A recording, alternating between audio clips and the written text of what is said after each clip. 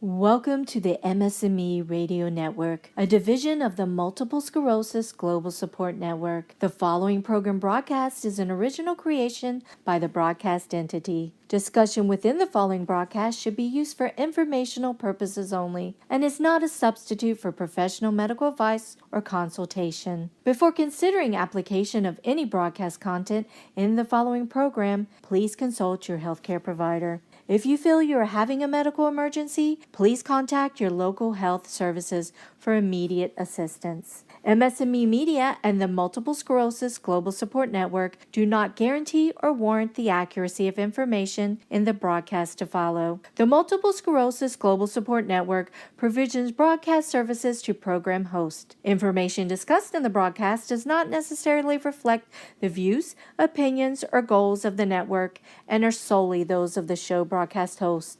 Should you wish to host a broadcast, please visit our website at msmemedia.com and submit a request to become a program host. We thank you for listening to the MS&Me Radio Network. Enjoy the show. Hey everybody, thank you for tuning in to She Rox It. This is Roxanne Ayers or Roxy Ayers, whichever's easier to find. I had a little delay from my last recording or my last radio situation, and honestly it's because my father-in-law passed away. And that can be something very emotional for people anyway, to lose a parent. But a lot of people are like, oh well, it was your father-in-law. But I need you to understand, this man has been a part of my life for 20 years, if not more. Because I met my husband when I was young, and I didn't like him then, of course, but later on in life, we ended up being a part of each other's lives and then falling in love and getting married. And then I married him, but I married the family. I knew the family. The family was like home.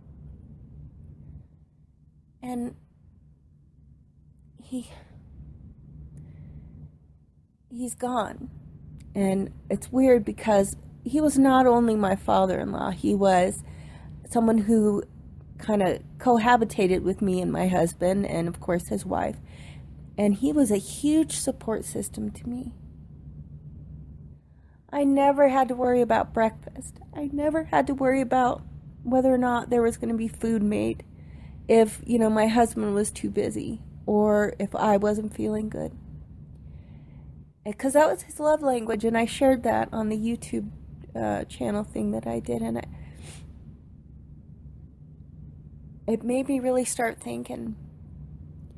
And I spent a lot of time talking about, and oh my goodness, I did the video and I could not stop crying because I realized I didn't have a chance to mourn yet. I didn't get a chance to feel my feelings because without saying anything, the truth is my husband and his wife, they deserve all the mourning that they need, and I need to be a support to them, which is also exhausting. And MS is exhausting. And, of course, I wasn't getting some of the extra attention that I was used to from them, even because they've been so beat up by this whole thing, and I don't blame them. I'm hurting, but selfishly, MS is kind of a selfish disease. You kind of have to get that way because you want to survive, you want to do well, you want to have the, everything going the way that it should be. And honestly, I don't know. I think it really put things in perspective for me. How blessed I was, how blessed I am to have the support people that I have, and have a father-in-law that makes pancakes with chocolate chips in them, or makes the most amazing, hash browns from scratch, or, oh my gosh, the food, that was his love language, so this is the way I can share what he could do. He made the best, fried chicken. And, being a little round like I am, I have no business eating fried chicken, but oh my gosh, I'm telling you, a southern fried chicken. He grew up in Florida. And his mother was, I mean, amazing. She could cook anything, but he learned so much from her. So then in turn, my husband learned, but fried chicken doesn't taste the same. It doesn't have the love in it. It doesn't have the intention. But and yeah, I'm talking about this, but I'm talking about how this death affected my MS and had me look at things differently. And I tell people, I'm like, oh my gosh. And honestly, guys, I spend a lot of time talking about the positive angles and ways we can look at things, the things that we can do. But these couple of weeks have felt so unsatisfactory for me, for my idea of who I am and what I have to offer in life. And because there is no good thing about this. There's nothing redeeming about this. So it took me a few weeks to get back plugged in with you guys, because I was beating myself up and I couldn't figure out why I was so exhausted and why I was so tired. And honestly, I'm going to be real with you guys. It would be doing me a disservice if I wasn't honest, and if I was going to throw in a bunch of positive, statements and not believe them. And I mean, I do believe in them, but at the same time, in this moment, none of it feels good. So, doing me a disservice and you a disservice if I'm full of it. And I want you to know, anytime I'm on here, I am giving you all of me. I am giving my heart. And I feel like it's my duty. It's my duty to shed light on positivity with people with MS. And I always tell people that I'm uniquely qualified for the disease. But these couple of weeks, I don't feel very qualified for much. I feel exhausted. And I feel like I'm being robbed. Because we feel robbed all the time, don't we? We feel robbed all the time. If it's not our vision, it's our balance. If it's not our balance, it's our skin, like not being able to feel things. We don't have any tactile sensation or just anything you can think of. Anything that could go wrong sometimes does with MS. And then you throw a death on top of it. And it was just so heavy. It was so heavy. It's so heavy now. Because I know with some MS things, we get no redo. Once it's done, it's done. But then they give us some really disgusting steroids and maybe stuff bounces back. And there are no steroids for this, guys. There's no bounce back for this. And watching my husband suffer every day, and he's me a hugest support system. I always tell people, I'm like, how I know how he loves me? He would wipe my ass. And thank God he hasn't had to at this point. But he would. But he's so broken. So when he's broken, I'm broken. And I'm broken from being my own sad, but then his sad. And then Mom is amazing. Probably the kindest, sweetest, heart person. Like, you can't even believe it. But she hasn't stopped crying. But I understand. This person has been a part of her life, the majority of her life. She married him at 20 years old. And now they're 36 years in, or they were. And it's gone. So what that did for me is when I am crying, I am complaining about whatever else is going wrong, or if I'm having issues, and I have these moments. I mean, honestly, I don't project those if I can help it, because I think we're better served with positive redirection. But there's no upside to this. But then there is perspective. And my perspective says all these little stupid things that go wrong with me with my MS ain't anything. It's nothing. You lose a whole person. You lose a whole person, and Makes you just be happy to make it to the potty on time, and I always use that because I do spend time really redirecting my energy in positive directions because it's for my wellness too. So know this. If I'm on here and I'm saying, oh, this really sucky thing happened, but let me tell you why it was amazing, it's not because I always thought it was. It's because I learned it was through circumstances, through moments, and looking at things in a positive light for my wellness. And if I can urge you to do anything, is to do that. If you can look at things objectively, you can probably pick up some really amazing learning tools in these moments instead of breaking down and being mad at the world and learning to. And what happens is with death or with MS, which is a death of your wellness and a death of your employment, a death of some people's relationships, it is a huge, huge learning curve. But then there are moments, there are redeeming moments that you can pull from and you can redirect. And like I said, what happened to my father-in-law, this is not the thing. And I say father-in-law, but he was my dad. He was my dad. And the day before he passed, I'm not joking, I'm not lying, there's no way I could have even imagined this happening. Me and my husband were having a moment where I was being a little MS brat and I was feeling not paid attention to. And I was feeling all kinds of feelings and I was crying to Dad. And he got up and he hugged me so tight. And he kissed me on the top of my head. He said, I will always love you. I will always love you. And so what he was meaning is no matter if me and Jake stayed together or if I fell apart completely, he would never stop loving me. And every day after his passing, I thank God I had that moment, that connection.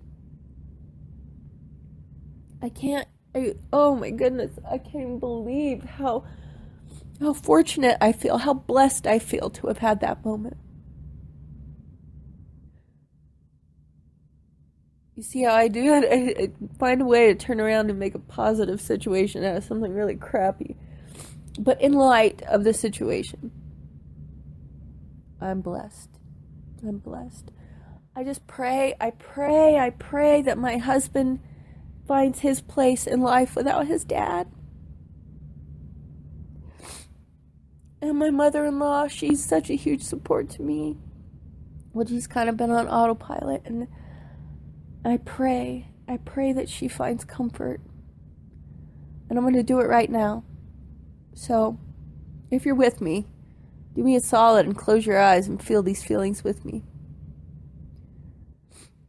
Father God, I know that you don't make these things happen, but I know it's an allowance in life. We are not promised tomorrow. We are not promised to live forever. We should just be happy in the day. But I pray that you send healing Mom's way and you give her all the tools she needs and utilize me. If I can be a support to her, let me know. Give me the vibe and I'll throw it at her. And then my husband, who wakes up crying every day for 2 weeks, calm his heart, calm his despair. Father God, I know you have a plan. I know you might have wanted Dad in heaven with you for some reason or another. But I pray that you offer extraordinary healing in my house. Because selfishly, I need it to be well. Because when I'm emotional, I fall apart. So I guess I'm just praying that you you just help things ease into a more comfortable situation for everybody. And help them to see the positive things and the good reasons that things happen the way that they do. And it's hard to see when you're dealing with death, God, but in your name I pray. Father God, Lord Jesus, I pray for wellness in their hearts and their minds. And I pray for wellness in his whole family. Because he's got his mother who's outlived him. And she hasn't stopped crying. God, don't soften her heart, but give her peace. Give her peace. Thank you, God. Thank you, Jesus. In your name I pray. Amen. Okay. So I went on a rabbit trail, but maybe that'll be beneficial to somebody else one time or another. But then we're running into experiences with, letters coming in the mail with his name on it, or, looking at the TV shows he had programmed. And there was actually a discussion of maybe we shouldn't delete those for a while. And it's because you want to hold on. You want to hold on. And honestly, the reason I feel so strongly to share this with you guys, because it's a part of my MS wellness. I have to get it out of my head. I have to get it out of my heart. And I'm blessed to have this avenue. So I'm going to use it. I'm going to rock this until the wheels fall off, pun intended. But I'll tell you this too. With the MS and the fatigue and every other thing, and you meet somebody, it's hard because you have to train everyone. You have to train everyone and explain what you can do, what you can't do, what they might need to help you with, what kind of issues you may have. And it's really kind of awkward when you're dealing with a stranger or with somebody you just met. And but I was so blessed to have so many people in my life that I didn't have to train. And Dad included.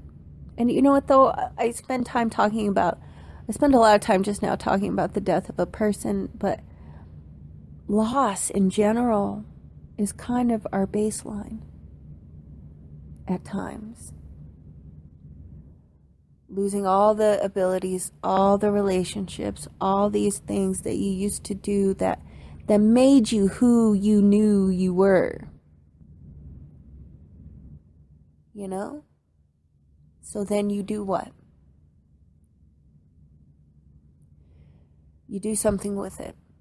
Whatever you've got left, you do something with it. Because you don't know. Even then, like an example, with the MS, you never know how the disease is going to go. But if you can do something with what you've got left, you should. Because you never know when you're going to have something like a heart attack, or you're going to be in a car and a car accident happens, and you're going to wish you appreciated those days like we wish we used to be able to do. We wish that we could do the things that we used to do. We wish we would have appreciated them. And you know what I'm talking about. So if nothing else, this passing, the one and only plus side in this, if there is one, and I'm reaching, is that I realize how grateful I am for every day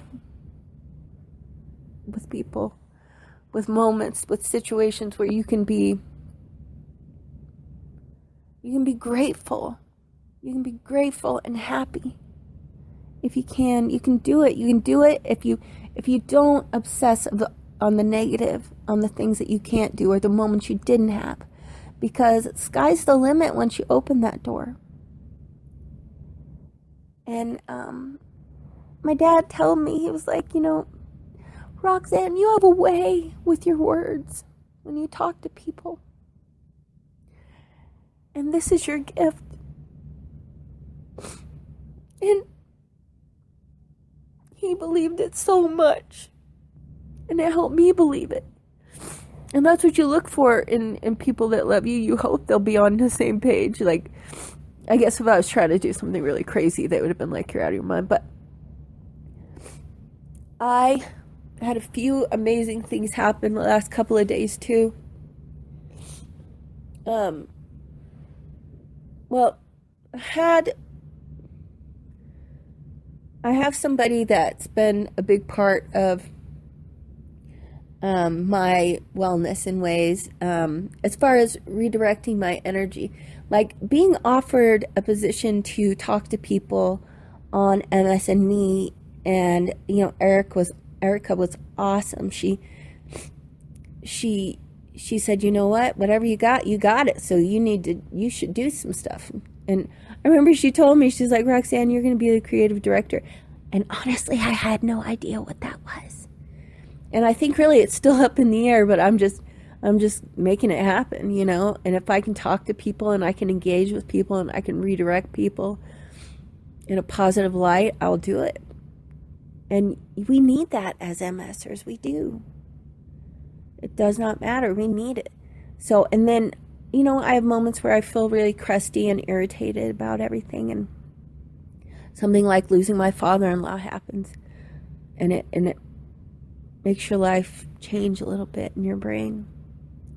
But before that, when I first got to talking with Erica, and she let me know all of the things she struggles with. She uses what she has. I cannot imagine struggling or having the opportunity to be upset and irritated and put out. And she doesn't do that. I mean, I'm sure we save it all for our family members and the people that we love. But she became my perspective in that moment. I often tell people everything on my body doesn't work right, but my mouth is good.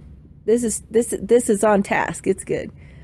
But then I see the fight that she has, and the grace that she keeps, and the moments where she can be an encouragement to people, and just looking at it and saying, God, I'm a crybaby. Any kind of crybabiness I can do made me feel really jerky initially. But the point is, she's amazing, and she really makes something happen here. There is an umbrella of support in this place. There is an umbrella of support for people who have MS, people who know people with MS, people who are care providers with MS, or for people with MS, people who have different types of MS, there's different levels of the disease.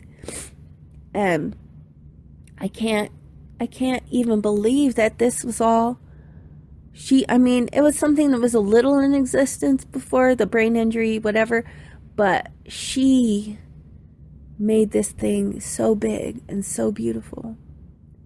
And she gives me an opportunity to use my words, because really the rest of it is kind of, up in the air. I wouldn't ask me to do a cartwheel or walk anywhere fast or, make it to the piss around time, but I can talk. And I realized that I felt really grateful, and then I saw her struggles that she doesn't talk about, that she doesn't throw out there. And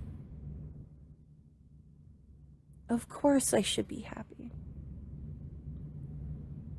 I can't imagine to deal with what she does. And I'll tell you this. I tell people this all the time, and I'm sorry I'm sniffing because I'm working through tears here. I tell people this. MS or pain, there is no grading curve for it. I know me specifically. I have like a straight A situation. Like, I am kicking butt because I am totally doing what I can and making it happen. Most of the time, of course, not all the time. And I feel really good about it. But then you have some people who have MS and it ruins their universe. But that doesn't really matter because there's no grading curve. Because maybe because of the things that I knew and the experience I had with MS before, like losing my mom and my aunt and my sister having MS and living in Colorado, which is like a huge, like freaking epicenter of MS, I was uniquely qualified to deal with it. Then you have some people who don't have these opportunities to learn and to know what they don't want to do or what they don't want to be. So if you run into somebody who has MS or just any other condition and they are grumpy and they're irritated and they feel like they've been robbed, because they have one way or another, just lean in and listen. And if they ask you questions about you, then yes, share your struggles. And sometimes that gives somebody a little perspective. Not always. Like, you have some people that are really funny because, like, they ask you about you, but really they want to talk about themselves. And, like, anything you have going on, they're one-uppers about it. And you're like, okay, you win. You win. This is you've got it. And you know what I'm talking about, peeps. But I think we're blessed all the time if we know how to see it. Like, knowing my husband ever since I was a child. And he had ADD and he was acting crazy, and no problem with ADD. I think it means children are super smart and they're ahead of the game. But anyways, he had ADD, he was probably burning stuff, causing problems, but then come to find out he was the man I needed all along.